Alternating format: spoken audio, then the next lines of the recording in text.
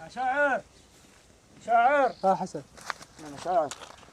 الناس ما بقتش تحب بجد، الناس مع تراضي نفسي كلمة حب. ما تحاولش تفهم الناس. يعني اعمل ايه؟ معاك قصة عن الحب؟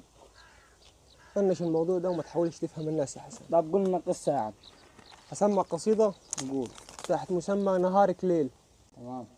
بيقول لها: ولا أعرف في الهوى غيرك، ليه خلوك بين الناس؟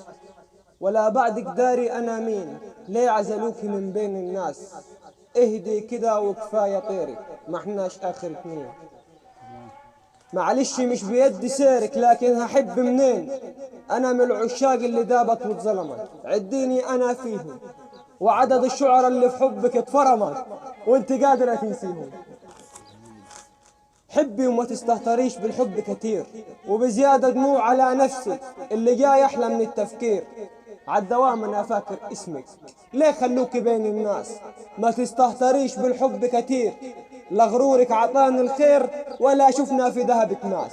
حالك مثل حال السيل، وبزيادة ضلع برا، يا ريت ننام عشان الليل بيصح الحلوة والمرة. أمال مين الزين ومين العليل؟ وكفاية في الغرام بعترة، صح الوجع وقولوا لي طول، وزيدي حكاوي ومخترة. صح الوجع وانا المسؤول، ما انا عاشق زي عنترة. جميل يا شاعر، جميل والله. ما تحاولش تفهم حد حسن، عشان اليومين دول والله ما ما تدورش في الحب، انا هحاول يعني وسيب الموضوع ده على جنب. لا الواحد بيحب حيوانات ويغير. اشرب في طريقك.